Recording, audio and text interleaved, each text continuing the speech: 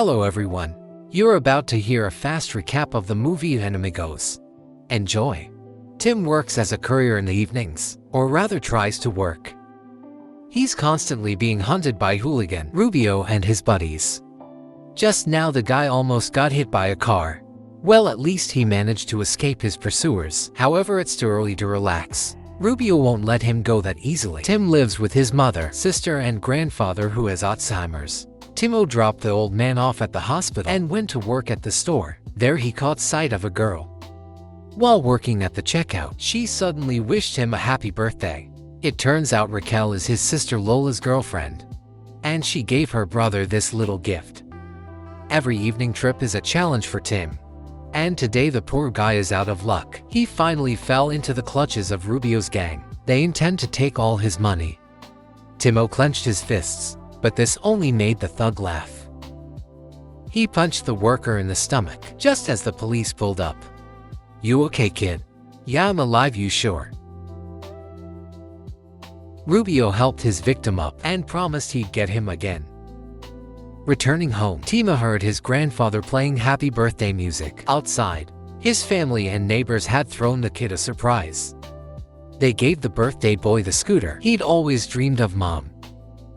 It was his grandfather's idea. Timo was also officially introduced to the beautiful Raquel. They started dating that same week. Another evening was going great until Rubio and his buddies approached the couple in the parking lot. The scoundrel started harassing Raquel. Timo stood up for her and got punched in the face.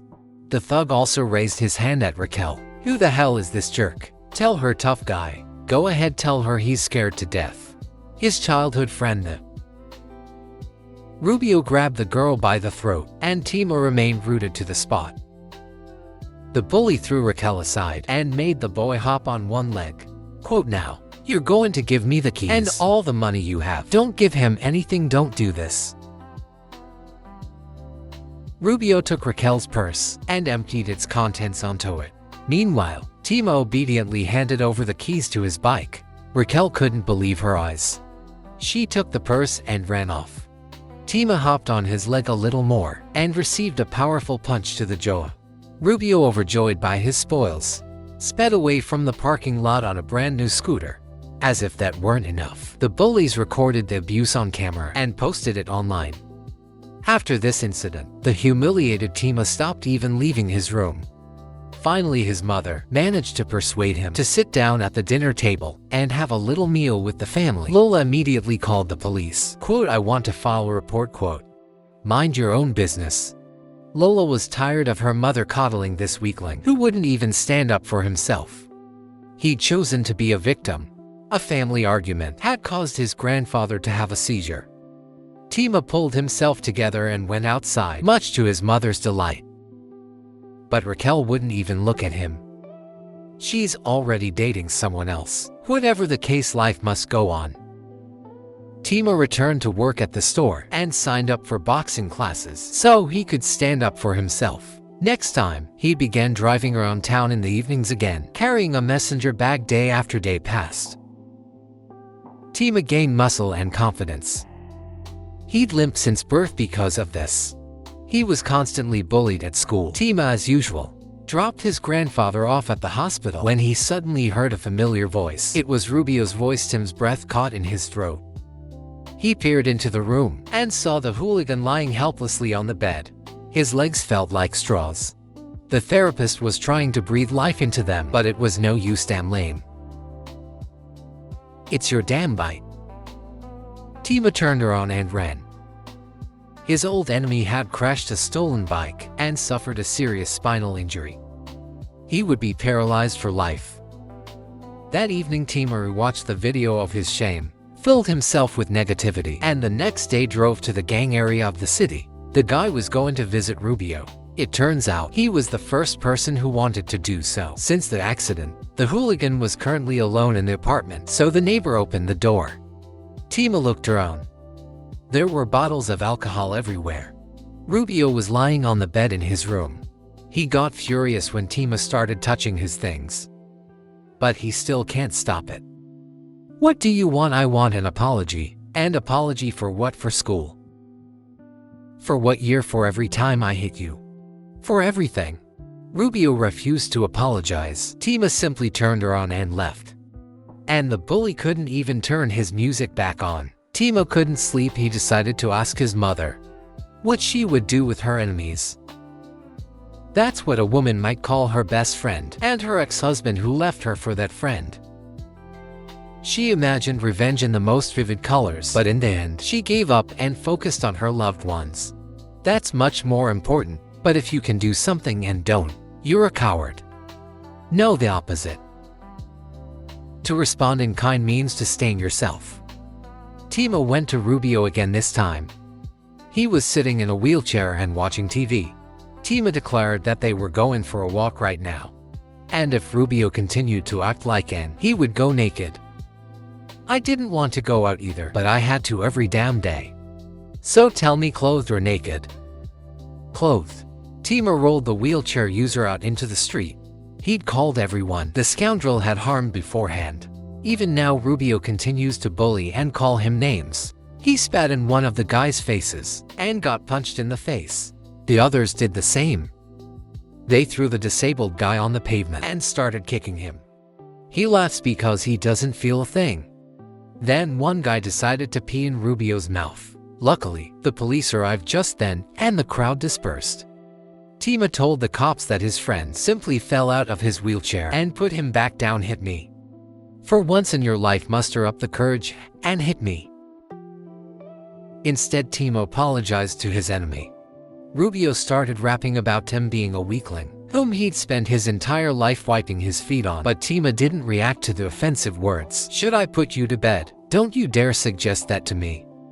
At that moment, his father came home and Rubio asked him to hide under the bed.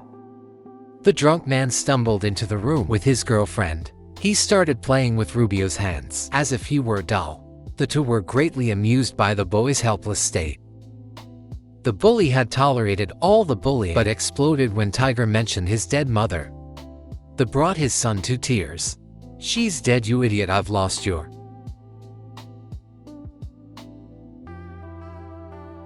Don't look at me, get out. When his father left, Rubio asked to be moved to the bed and left alone. This time Tima didn't argue. The boy dreams of starting a business, cooking and selling churros with his mother. Today, he visited Rubio in the hospital. Tima suggested he report his father's abuse to social services, but Rubio sent him away. Timo, take me to the cemetery. Rubio told him that his mother died of cancer. His father didn't help her at all during her illness. The disabled man had always liked Tim's sister, but he had no prospects for that before, and even less so now. Rubio wanted to be alone with his mother's ashes. But he rummages through the hooligan team's personal belongings without shame. He found song lyrics in a notebook. They shared a hobby, rapping. Tima began beatboxing so Rubio could read his lyrics about his miserable life with his father. A tyrant, a drug addict, and a criminal. Mom was everything to him. I've lost faith without sleep. I can't dream anything without my mother. I can't become what she wanted. Tima taught his friend to say the word please, and right now he's taking him home. After all, Rubio likes his sister. Only cowards take revenge like that. You're a damn coward, calm down, baby. The mother was shocked to see her son's abuser on the doorstep, but she still laid the table on him. The woman began feeding the guest with a fork. Lola came home, called Ruby Zero, and tried to understand what was going on. This jerk had been tormenting Tim since he was 9. Having calmed down, Lola finally sat down at the table. You look good, you. Sorry, nothing. Tima tried to explain he cares about Rubio. Because Rubio has suffered much more than he has. The boy hasn't been angry at the bully for a long time. Rubio talked a friend into stealing his father's van. However, Tima forgot to buckle him in, and Rubio hit his head on the dashboard. You just stole a car, you're just like me. The bully gloats. The friends came to the lake. Tima often fantasizes about opening a kiosk with churros, and his mother won't have to work as a cleaner anymore. That evening, Tima brought a friend to a nightclub. One girl even paid attention to him. Overall, Rubio had a great day. However, that evening, a tiger attacked him and started slapping him in the face. It even covered his son's mouth and nose to find out where the van was. Tima told him where the car was, and the tiger told him to get lost. Quote, "Don't worry. Go," quote. Tima reluctantly trudged home. The next day, he didn't find Rubio in the hospital. The boy understood everything and ran to his house as fast as he could. Tima burst into the apartment and found his friend lying unconscious on the floor. A torn urine collector lay nearby.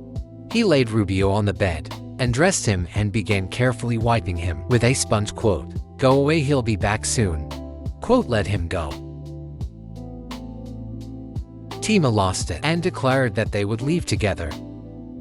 Rubio listed the things they needed to take with them, and Tima said about implementing the plan, "Are you ready? Yeah. Sorry." Quote.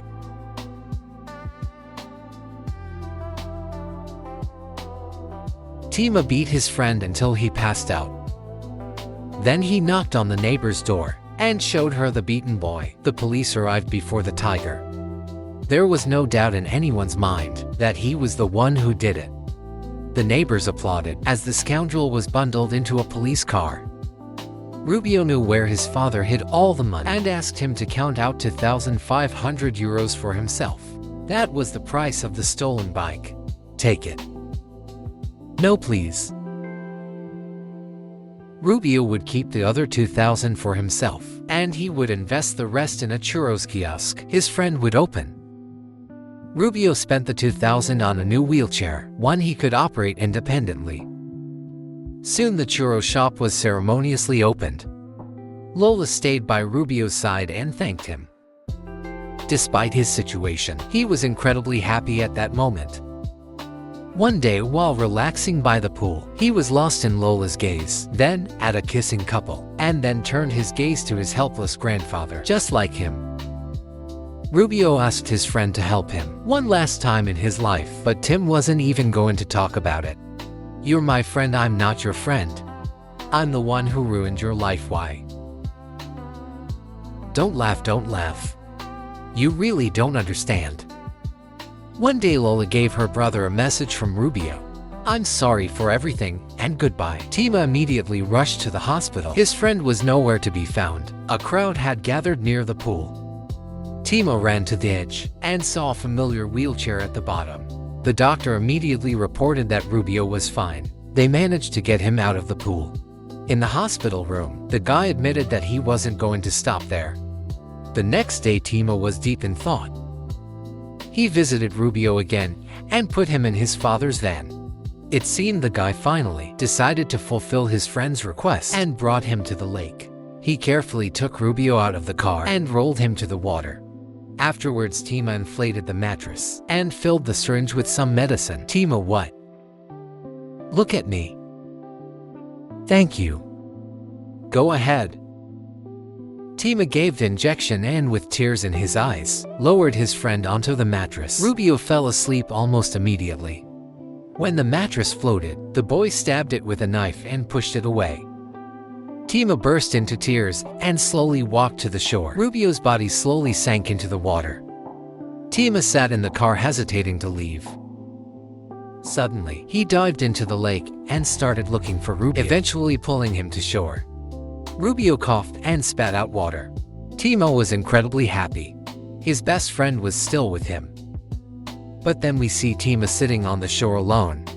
He hadn't saved Rubio after all. Thanks for watching, my friend. Don't forget to subscribe.